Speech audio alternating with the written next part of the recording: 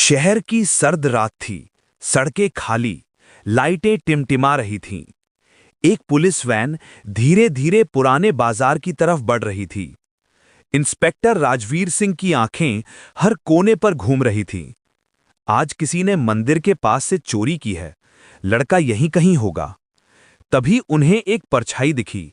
फटे कपड़ों में एक आदमी मंदिर के पीछे झुका कुछ उठा रहा था। राजवीर चिल्लाया, अरे ओ, वहीं रुक जा। वो आदमी घबरा गया, दौड़ पड़ा। 2 सिपाही पीछे भागे। थोड़ी देर में उसे पकड़ लिया गया। जेब से निकला मंदिर का दान पेटी का पैसों का थैला। राजवीर गर्जा, शर्म नहीं आती? भगवान का पैसा चुराता है। आदमी कांपते हुए बोला, साहब मैं चोर नहीं हूं। अच्छा, तो फिर ये क्या है तेरी जेब में? साहब वो थैला वहां पड़ा था, मैं तो बस। राजवीर ने बीच में टोका, चुप, कोर्ट में बोलना।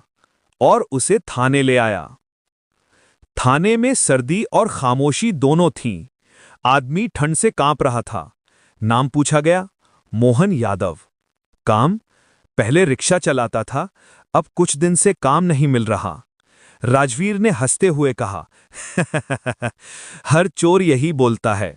मोहन कुछ नहीं बोला, बस बोला, साहब अगर झूठ बोल रहा हूं तो जो सजा दें, पर एक बार घर चलिए, मेरी बेटी को देख लीजिए। राजवीर ने सोचा, अक्सर ये लोग कहानी बनाते हैं, पर चलो देख लेते हैं। सुबह पुलिस वैन उस झोपड़ी के सामने रुकी। अंदर एक छोटी बच्ची पड़ी थी, चेहरा पीला, सांसें तेज। मोहन भागकर अंदर गया।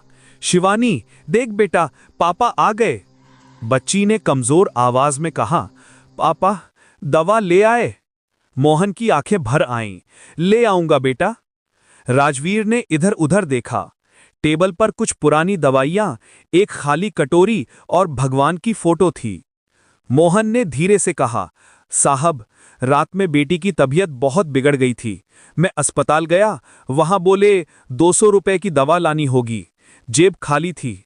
मंदिर गया था, शायद कोई भुला हुआ थैला मिल जाए। बस दवा के पैसे के लिए उठा लिया, पर चोरी नहीं की। राजवीर ने हाथ में वो थैला था।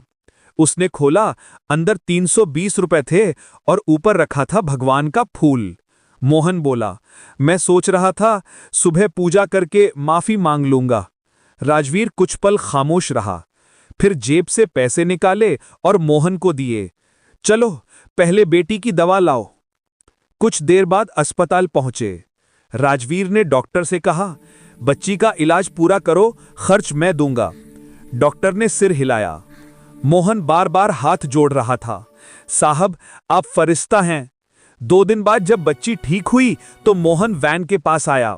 हाथ में वही थैला था जिसमें अब मंदिर के पैसे और एक पर्ची थी।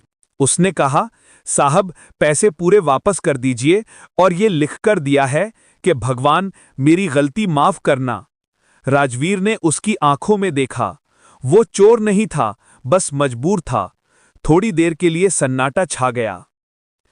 कई महीने बाद उसी मंदिर के बाहर लोगों की भीड़ लगी थी। एक छोटा सा बोर्ड टंगा था, यहां अब रोजाना 50 गरीबों को खाना दिया जाता है। मोहन यादव सेवा समिति। राजवीर वहीं खड़ा था। मोहन ने उसे देखकर सलाम किया। राजवीर मुस्कुराया, कभी चोर समझा था तुम्हें, आज शहर का हीरो लग रहा है। मोहन ने कहा, अगर उस रात आप मुझे समझे बिना सजा दे देते तो शायद आज ये दिन नहीं देख पाता। राजवीर ने बच्ची को गोद में उठाया। बेटी, अब तेरे पापा किसी का हक नहीं चुराते, अब वो खुद दूसरों को देते हैं। आसमान में सूरज निकल आया था। मंदिर की घंटियां बज रही थीं और वहां खड़े हर इंसान की आंखें नम थीं।